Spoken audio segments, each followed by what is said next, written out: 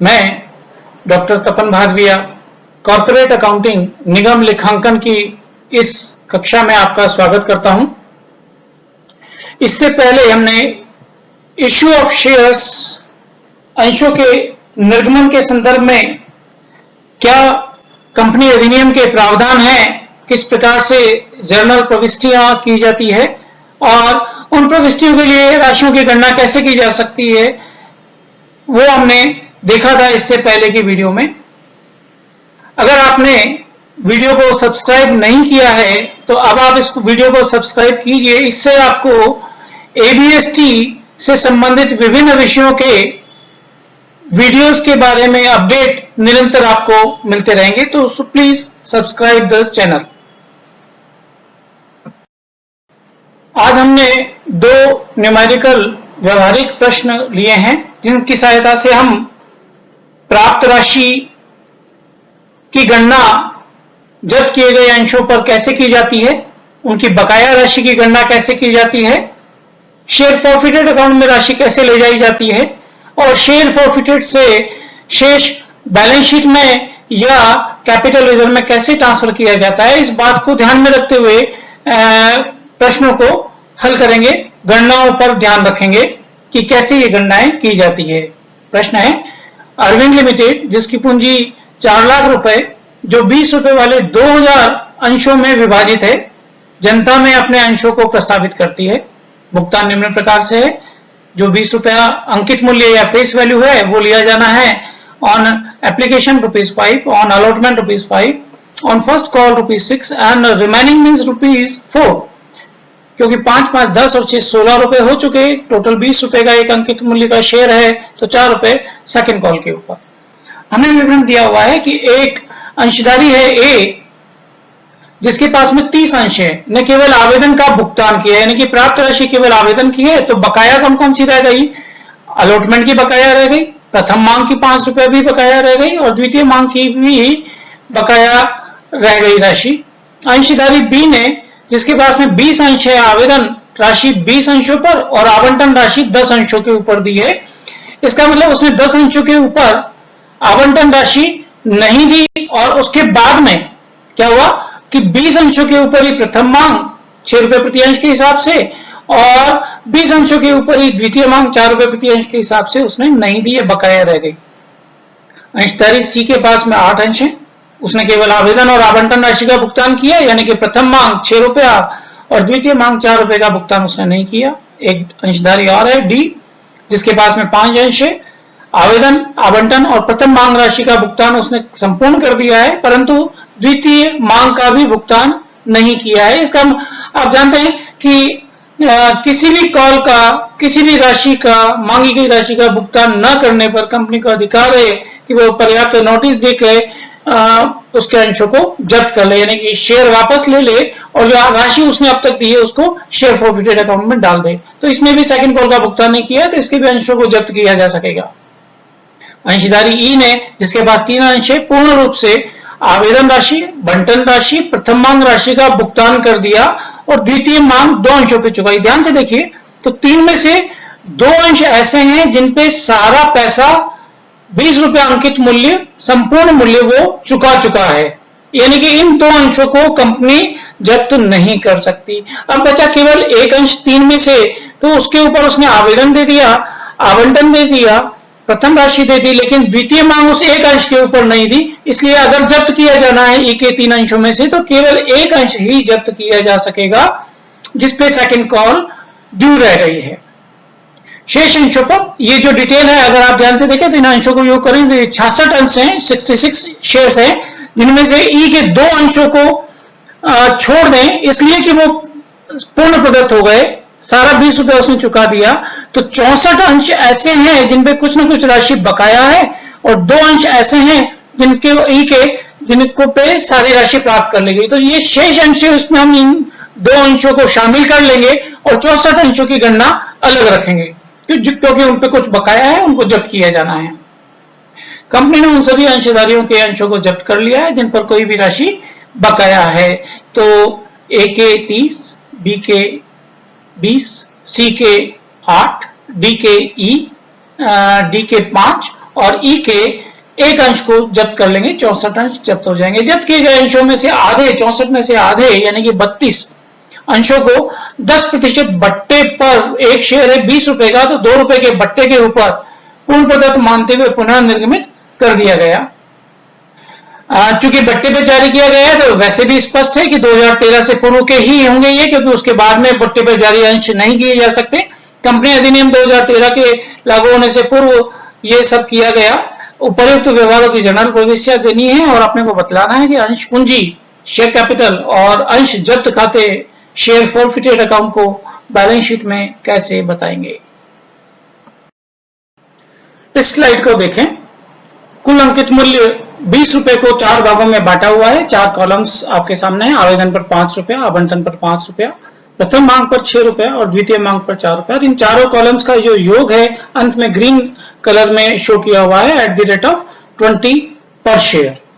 फिर आवेदन, आवंटन, प्रथम मांग और द्वितीय मांग हर एक में ब्लू कलर का जो कॉलम है वो प्राप्त राशि को दर्शा रहा है। पहले 4 ब्लू कलर का योग है, कुल में 5वें खाने में ब्लू कलर में। इसी प्रकार से जो पिंक कलर सा शेड है ये बकाया राशि को बतला रहा है और कुल जो बकाया राशि है वो है लास्ट में बड़े कॉलम कुल के बीच वाले भाग में बकाया में। तो इनका योग वहां पर लास्ट वाले 3 कॉलम्स में प्रदर्शित किया हुआ है, प्राप्त का ब्लू कॉलम का योग करके, बकाया में पिंक कलर का योग करके, और फिर इन दोनों प्राप्त और बकाया का योग कुल मिला के यहां पर दर्शाया हुआ है। अंशधारी ए के पास में कुल प्रश्नानुसार 30 अंश हैं, उसने केवल आवेदन राशि का भुगतान किया है। तो आप प्राप्त में देखें तो 30 को मल्टीप्लाई किया हुआ है 5 रुपए से, 30 अंश 5 रुपए, नीचे वाली लाइन में लिखा हुआ है 150 रुपया। इसी प्रकार से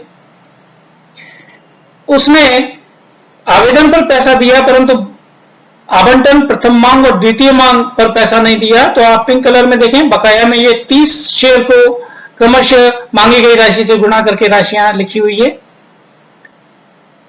ए के सामने अगर आप देखें तो प्राप्त में ब्लू कलर में 150 रुपया है, तो लास्ट में कुल के नीचे 150 रुपया दिख रहा है। फिर आवंटन, प्रथम मांग और द्वितीय मांग के पिंक कलर में आप देखें तो 150 plus 180 plus 120, total of these three is 450 is written in कौन सी एरियर कॉलम, बकाया के खाने में 450 रुपया। ए ने कुल मिला के 150 रुपया दिया और उससे हमने 450 रुपया मांगे और वो उसने नहीं दिया। कुल मिला के ए के 30 अंशों के ऊपर 20 रुपए के हिसाब से 600 रुपए बनते थे। उसकी डिटेल ये है कि 150 उसने दिया और 450 नहीं दिया। ऊपर आपने देखा है यहाँ पे लास्ट के कॉलम में कुल में 30 शेयर्स जो उसके पास में है और 20 रुपए प्रति अंश। इसी प्रकार से हम बी, सी और डी और ई के लिए भी ये गणना दर्शा सकते हैं जो यहाँ पे दर्शाई हुई नहीं दिख रही है आपको। बी के सामने देखें आप, उसके पास में 20 अंश है और प्रश्नानुसार उसने 20 अंशों के ऊपर आवेदन और 10 अंशों के ऊपर आवंटन राशि दी है। तो प्राप्त की गणना पहले कर लेते हैं।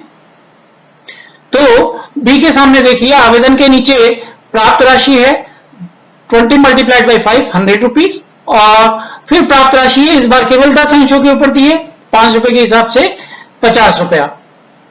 20 अंशों में से 10 पे उसने आवंटन राशि दी और बकाया 10 के ऊपर आवंटन राशि नहीं दी, तो 10 को 5 से गुणा करें तो ये 50 रुपए उसके बकाया में भी दर्शा रखा है आवंटन। इसके बाद में उसने कुछ नहीं दिया तो सारी राशि बकाया में आएगी। 20 अंशों के ऊपर 6 रुपए के हिसाब से 120 और 20 अंशों के ऊपर 4 रुपए के हिसाब से 80 रुपए उसका बकाया है। तो ब्लू कॉलम्स का योग कर ले यानी कि प्राप्त का योग करें तो बी के आवेदन पर 100 रुपया, आवंटन पर 50 रुपया, कुल मिला के लास्ट में आप देखें तो 150 रुपीज प्राप्त हो गए हैं उसके। टोटल शेयर थे उसके पास में 20 अंशों के ऊपर 20 रुपए के हिसाब से टोटल बनता था 400। तो 400 में से अगर 150 प्राप्त हो गया तो बाकी 250 रुपया प्राप्त नहीं हुआ, ये बकाया रह गया। This is called in arrears.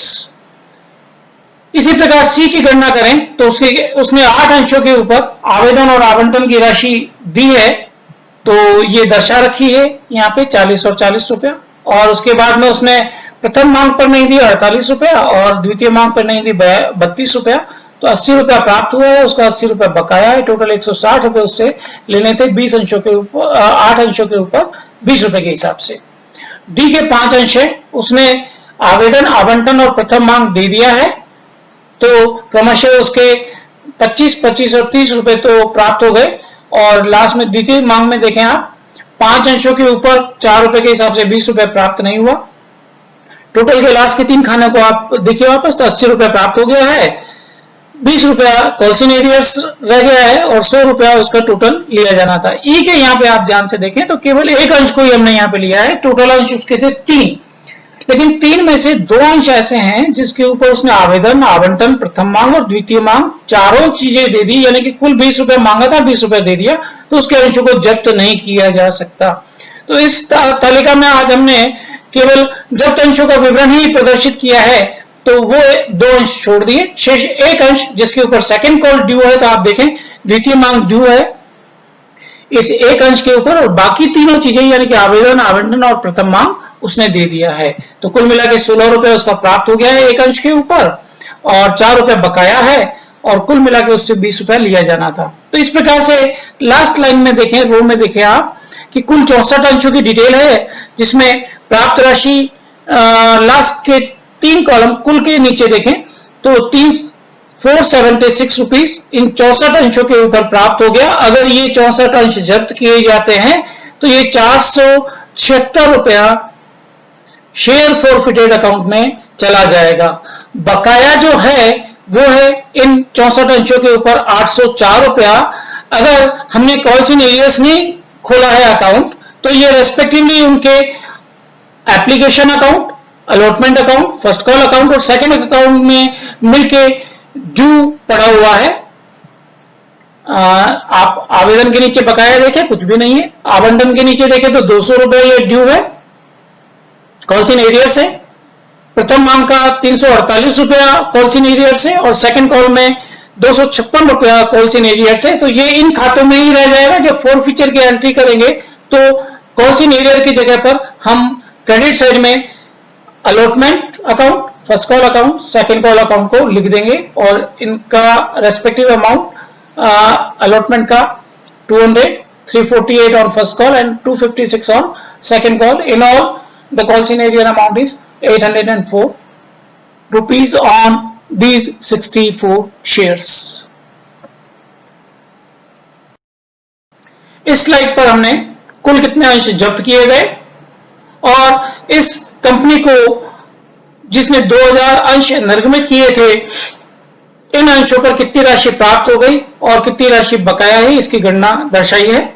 जब्त अंश अभी पिछले वाली स्लाइड पर हम देख के आए, ए के सारे 30, बी के 20, सी के 8, डी के 5 और ई के 3 में से केवल एक अंश, इसको मैं बार बार रिपीट कर रहा हूं क्योंकि 2 अंश के ऊपर समस्त राशि प्राप्त हो गई तो वो जब्त वाले अंशों में नहीं आएगी। कुल मिलाकर 64 अंश जब्त किए गए, जिनकी डिटेल हमने पिछली स्लाइड में भी देखी कि कितना प्राप्त था और कितना बकाया था। अगर इन 64 अंशों को छोड़ दें तो शेष अंश बचे 1936। आप लाइन रो में देख रहे हैं कैलकुलेशन।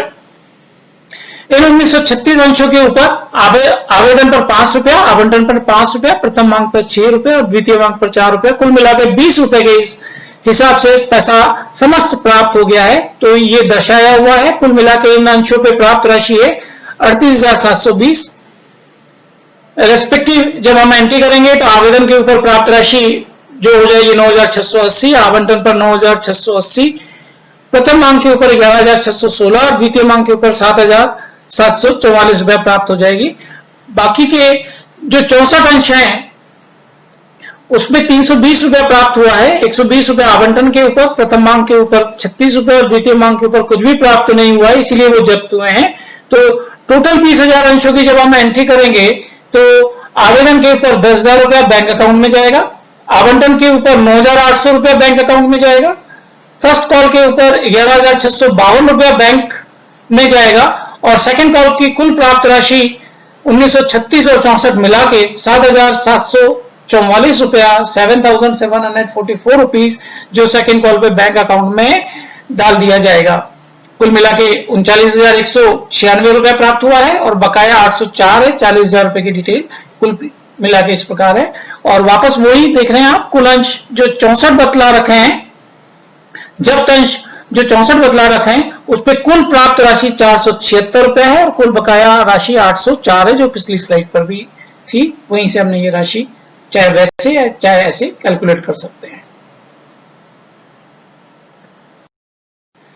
प्रविष्टियां उसी प्रकार से की जाती हैं जैसे कि हमने पिछले वाले सवालों में भी देखा और जब हम सिद्धांत समझ रहे थे उसमें भी देखा है। आवेदन राशि प्राप्त होने पर bank account DR to equity share application, अभी लास्ट वाली स्लाइड में हमने देखा कि ये 10,000 रुपया था। आवेदन की राशि पूंजी खाते में ट्रांसफर करने पर equity share application account DR to equity share capital account, ये पूरा का पूरा 10,000 रुपए ट्रांसफर हो गया, एंट्री नंबर 1 वाला। फिर आवेदन पर बैंक की एंट्री पहले होती है, कैपिटल की बाद में होती है, लेकिन आवंटन और फर्स्ट कॉल सेकंड कॉल के ऊपर कैपिटल में ट्रांसफर की एंट्री पहले होती है, क्योंकि हम दे पहले करते हैं, ड्यू पहले करते हैं और प्राप्त उसके बाद में होती है। तो आवंटन पर राशि दे देने पर equity share allotment account DR to equity share capital सारी की सारी राशि मांग ली गई है 10,000 रुपया। आवंटन पर राशि प्राप्त होने पर bank account DR to equity share allotment 9,800 रुपया जो प्राप्त नहीं हुआ है, बकाया राशि थी, उसमें से हमने टोटल अलॉटमेंट की बकाया राशि को घटा दिया है। इसी प्रकार फर्स्ट कॉल डे होने पर equity share first call account DR to equity share capital 12,000 रुपया, 6 रुपए के हिसाब से 2,000 अंशों के ऊपर। और प्रथम मांग राशि प्राप्त होने पर bank account DR to equity share first call account इस 11,652। इससे पहले जो हमने स्लाइड थी उसमें कैलकुलेशन में देखा हुआ है कि बैंक अकाउंट में कितनी राशि ट्रांसफर होगी आवेदन पर, आवंटन पर, फर्स्ट कॉल पे, सेकंड कॉल पे। तो ये राशि वहां से लेके आ रहे हैं हम 11,652 रुपए लास्ट लाइन में जो राशि लिखी हुई थी सभी अंशों के ऊपर मिला के। ऐसे ही सेकंड कॉल ड्यू होने पर equity share second and final call account DR to equity share capital 4 रुपए के हिसाब से 2,000 अंशों के ऊपर 8,000 रुपया। द्वितीय मांग राशि प्राप्त होने पर bank account DR to equity share second and final call कुल मिलाकर 64 अंश जब्त हुए हैं, उनके ऊपर 4 रुपए के हिसाब से सेकंड कॉल प्राप्त नहीं हुई है, इसीलिए उनके अंश जब्त हो गए हैं। तो शेष राशि प्राप्त हुई है 7,744। ये हमने पिछली एक स्लाइड में लास्ट लाइन में ये कैलकुलेशन देखी थी कि कैसे राशि प्राप्त होगी, कितनी राशि प्राप्त होगी 2,000 अंशों के ऊपर। अंशों को जब्त करने पर ये जो 64 अंश थे उनको जब्त कर लिया गया और चूंकि इनके ऊपर समस्त राशि मांगी जा चुकी है अंकित मूल्य की, तो 64 को 20 से गुणा करें, 1,280 रुपए इक्विटी शेयर कैपिटल अकाउंट दिया। फिर जो जो बकाया मांग थी, हमने पिछले वाली स्लाइड में ये कैलकुलेशन करते समय देखा था कि जो जो बकाया है वो कॉल्जिन एरियर में नहीं डाला है, क्योंकि हमें मालूम है कि अंशों को जब्त किया जाना है इस प्रश्न में समस्त, तो वो उसी में ड्यू रहने दिया था। तो अलॉटमेंट का जो बैलेंस है ड्यू का वो यहाँ पर ट्रांसफर हो रहा है। तो I repeat, equity share capital account DR to equity share allotment to equity share first call to equity share second and final call, ये सारी तीनों बकाया वाली राशियां हैं जो हमने पिछली वाली स्लाइड पे लिखी हुई हैं, वहां से ये कैलकुलेशन यहां पर आई है। और टू शेयर फॉरफिटेड, इन 64 अंशों के ऊपर पूंजी खाते में प्राप्त राशि कुल 476 थी, वो हमने यहां पर डाली है। तो डेबिट और क्रेडिट साइड का योग यहाँ पे बैलेंस नहीं निकाले और कैलकुलेशन करके इसको मिलाएं तो सारी कैलकुलेशन अब तक की सही है, ये अपने आप ही निश्चित हो जाएगा। हरण किए गए जो 64 अंश थे उसमें से 32 अंशों का पुनर्निर्गमन हो गया है, तो 2 रुपए का डिस्काउंट है, इसलिए 18 रुपए आप देख रहे हैं bank account D R 32 multiplied by 80 576। और शेयर फॉरफिटेड 2 रुपए का डिस्काउंट है, वो शेयर फॉरफिटेड के नाम से यहाँ पे लिखा जाएगा, ये इससे चार्ज हो जाएगा 64 रुपया। जो डिस्काउंट ऑन री इश्यू है वो शेयर फॉरफिटेड से चार्ज होता है, उसका बैलेंस को कम करता है। इक्विटी शेयर कैपिटल 32 अंशों के ऊपर 20 रुपए के हिसाब से, कैपिटल में हमेशा अंकित मूल्य बतलाते हैं 640 रुपया। पुनर्निर्मित ये जो 32 अंश थे, इन पे अंशरण खाते का जो शेष है वो ट्रांसफर अपन करते हैं। तो 476 टोटल बैलेंस था अपना 64 अंशों के ऊपर, तो 32 पे हुआ इनका आधा यानी कि 238 रुपया। 238 में से हमने 64 रुपया डिस्काउंट दे दिया रीइश्यू के ऊपर, तो 176 ऐसा बैलेंस है शेयर फॉरफिटेड का जो कि ट्रांसफर होगा कैपिटल रिजर्व में। और 476 का 32/64 यानी 238 रुपया शेष रह जाएगा, जो अंश अभी हमने जारी नहीं किए, तो वो बैलेंस शीट में चले जाएंगे, शेयर फॉरफिटेड अकाउंट में ही रह के इक्विटी शेयर कैपिटल में ऐड हो जाएंगे 238। तो share forfeited account DR to capital reserve 174। Balance sheet में आप देख रहे हैं कैपिटल चूंकि अंश हमने जब्त कर लिए थे 64, उसमें से 32 ही रीइश्यू हुए हैं, 32 हमारे पास ही पड़े हुए हैं, तो हम 32 अंशों को जो हमारे पास है उनको घटा दें अगर आप 2000 में से, तो 1968 रुपया 20 के हिसाब से टोटल उसका जो पेड अप वैल्यू बना 39,360। फोरफिटेड अकाउंट का जो बैलेंस है उन 32 अंशों का वो अभी इसी में है, क्योंकि अंश हमारे पास में है, तो उसका बैलेंस भी इसमें शो किया जाएगा पृथक से 238। और कैपिटल रिजर्व में आप लास्ट एंट्री में देख रहे हैं 174 रुपीज ट्रांसफर हुआ है, तो बैलेंस शीट में इसको लायबिलिटी साइड में इस प्रकार से दर्शा देंगे। एक प्रश्न और देखते हैं, पूंजी संचय अंश हरण खाते का शेष ज्ञात करने के लिए। अधिकृत पूंजी इस कंपनी की 20 लाख रुपए है, जो 100 रुपए वाले 20,000 समता अंशों में है। इनमें से 15,000 अंश 15,000 शेयर्स जनता में निर्मित किए गए हैं। 20 में से केवल 15,000। निर्गमन के शर्तों के अनुसार आवेदन पर 20 रुपया, आवंटन पर 20 रुपया, प्रथम मांग पर 30 रुपया और शेष यानी 30 रुपया द्वितीय मांग पर लेने हैं। निम्न के अलावा सभी राशियां प्राप्त हो गई, तो ये राशियां नीचे जो डिटेल है वो प्राप्त नहीं हुई है, कॉल्सिन एरियर है। जो 30 अंशों के धारक हैं से बंटन, प्रथम मांग और द्वितीय मांग पर देय राशि बकाया है, तो ये तीनों तो रह गई कॉल्सिन एरियर और आवेदन पर उसने पैसा दे दिया है। जो 20 अंशों का धारक है से प्रथम मांग द्वितीय मांग की देय राशि बकाया है, इसका मतलब उसने आवेदन और आवंटन का पैसा दे दिया है। जो 10 अंशों का धारक है से द्वितीय मांग की देय राशि बकाया है, यानी कि उसने आवेदन, आवंटन और फर्स्ट कॉल तीनों दे दिया है। संचालकों ने इन अंशों को जब्त कर लिया और द को निम्न शर्तों पर पुनः निर्गमित किया। के 1/3 शेयर यानी कि 30 में से 1/3 10 अंश को 90 रुपए प्रति अंश के हिसाब से यानी कि 10 रुपए डिस्काउंट के हिसाब से इशू किया। ब के आधे शेयर यानी कि 20 का आधा यानी कि 10 शेयर को 70 रुपए प्रति अंश के हिसाब से यानी कि 30 रुपए के डिस्काउंट के ऊपर पुनर्निर्मित किया। के समस्त अंश यानी कि 10 के 10 अंश 50 रुपए प्रति अंश के हिसाब से यानी कि 50 रुपए के डिस्काउंट पर पुनर्निर्मित किए। निश्चित रूप से ये भी कंपनी अधिनियम 2013 के लागू होने से पहले की स्थिति को दर्शा रहे हैं, क्योंकि डिस्काउंट के ऊपर जारी हुए हैं। हमें पूंजी संचय और अंश हरण खाते का शेष ज्ञात करना है। प्रश्नानुसार हमें शेयर फॉरफिटेड अकाउंट और कैपिटल रिजर्व का बैलेंस बतलाना है।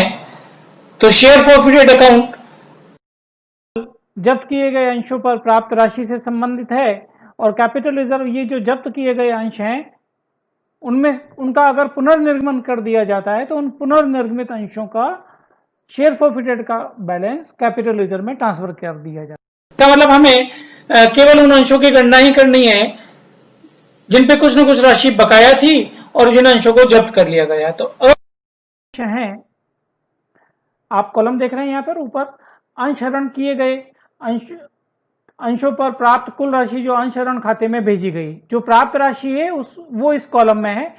उसने आवेदन के ऊपर समस्त राशि दे दी, तो 30 अंशों के ऊपर 20 रुपए के हिसाब से 600 रुपया। हम रो वाइज ही कर रहे हैं कैलकुलेशन। ए के लिए ही देखिए आप दूसरे कॉलम में इस प्राप्त राशि में से पुनर्निर्मित अंशों का हिस्सा, चूंकि उसके 1/3 शेयर री इशू किए गए हैं, तो 600 में से 1/3 हिस्सा इन री इशूड शेयर्स का है, 200 रुपया इनका है। और लास्ट कॉलम को आप देखें तो बकाया जो 400 रुपया है वो इस लास्ट कॉलम में आ जाएगा कि जो पुनर्निर्मित नहीं किए गए हैं वो उनका जो पैसा है वो अंश हरण खाते में ही रह जाएगा 400 रुपया। तो कॉलम नंबर 1 में से कॉलम नंबर 2 को घटा दें तो ये कॉलम नंबर 5 का शेष बच जाएगा। फिर वापस देखें कॉलम नंबर 2 के बाद कॉलम नंबर 3, पुनर्निर्गमन अंशों पर दिया गया बट्टा। चूंकि जो समस्त अंश हैं उनको अलग अलग तरीके से बट्टा दिया गया है। के अंशों के ऊपर 10 रुपये प्रति अंश का बट्टा है, तो 100 रुपया बट्टा। इस शेयर फॉरफिटेड अकाउंट जो इन अंशों का था 200 रुपया कॉलम नंबर 2 का, इनमें से 100 रुपया हमने बट्टे में निकाल दिया, चार्ज कर लिया, तो बाकी का जो 100 रुपया है वो कैपिटल रिजर्व में ट्रांसफर हो जाएगा। और अभी हमने देखा कि कुल प्राप्त राशि थी 600 रुपया जो अंश हरण खाते का शेष था ओपनिंग, इसमें से हमने पुनर्निर्मित अंशों का हिस्सा 200 रुपया अलग कर लिया, तो 400 रुपया जो अंश जारी नहीं किए गए थे उनका अंश हरण खाते में ही शेयर फॉरफिटेड अकाउंट में ही शेष रह जाएगा 400 रुपया। इसी प्रकार के लिए देखिए कि बी ने 20 अंशों के ऊपर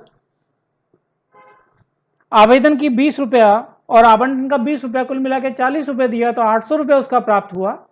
उसके आधे अंश जारी कर दिए तो इन 800 में से 400 रुपया जारी किए गए अंशों का शेयर फॉरफिटेड अकाउंट बैलेंस है। इसके बी के अंशों को 70 रुपये के हिसाब से निर्गमित किया, यानी कि 30 रुपये का डिस्काउंट था, तो ये 30 रुपये इसमें से चार्ज कर लिया जाएगा, 300 रुपया। तो कॉलम नंबर 4 में 100 रुपया बच जाएगा।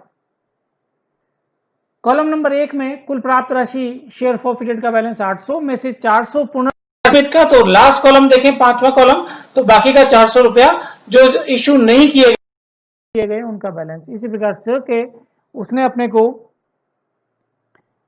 केवल द्वितीय मांग राशि उसकी बकाया है, यानी कि पहली तीनों चीजें 20, 20 और 30 रुपए दे दिया, 700 रुपए प्राप्त हुआ। सारे के सारे उसके अंश जारी कर दिए, इसलिए सारे ही पुनर्निर्मित अंशों का बैलेंस कहलाएगा ये 700 रुपया। इसके शेयर 50 रुपए के हिसाब से निर्गमित है, यानी 50 रुपए का बट्टा है, तो 500 रुपए शेयर फॉरफिटेड अकाउंट से चार्ज कर ले जाएंगे। 700 में से अगर हम 500 कर लेंगे तो 200 रुपया कैपिटल रिजर्व में ट्रांसफर हो जाएगा। और चूंकि सारे अंश निर्गमित कर दिए गए हैं तो ऐसी स्थिति में इसका बैलेंस शून्य ही होना है। तो कुल मिला के 60 अंश है, जिसमें 2100 रुपया शेयर फॉरफिटेड में ट्रांसफर किया गया था प्राप्त राशि के आधार पे। पुनर्निर्मित का हिस्सा था 1300 रुपया। इसमें से 1300 में से 900 रुपया अगर हमने डिस्काउंट दे दिया तो कैपिटल रिजर्व में जो ट्रांसफर होगा वो 400 रुपया होगा। और वापस आप कॉलम नंबर 1 को देखें, टोटल अपने को मिला था 2100 रुपया। पुनर्निर्मित अंशों का हिस्सा था इसमें से 1300 रुपया। इन दोनों का जो डिफरेंस है यानी कि 800 रुपया, वो लास्ट कॉलम में दर्शा रखा है शेयर फॉरफिटेड अकाउंट 800 रुपया। इसको यूं भी देख सकते हैं, अ का 400 रुपया, ब का 400 रुपया और स का नील, ये 800 रुपया इस प्रकार से आएगा। तो इस प्रकार से हम कैपिटल फॉरफिटेड की राशि की गणना करें। ध्यान में रखें कि जो प्रीमियम प्राप्त होता है प्राथमिक निर्गमन के ऊपर, वो शेयर फॉरफिटेड में ट्रांसफर नहीं होता है, पूंजी खाते का शेष ही ट्रांसफर होता है। इसको भी आप साथ में ध्यान में रखें। तो इस प्रकार से सारी कैलकुलेशंस को आप कीजिए ध्यान से, और इस चैनल को सब्सक्राइब कीजिए ताकि इससे संबंधित जो नए वीडियो एबीएसटी, पूरे एबीएसटी की, न सिर्फ कॉर्पोरेट अकाउंटिंग परंतु दूसरे विषयों के भी वीडियो आए तो आपको रेगुलर अपडेट मिलता रहे। धन्यवाद।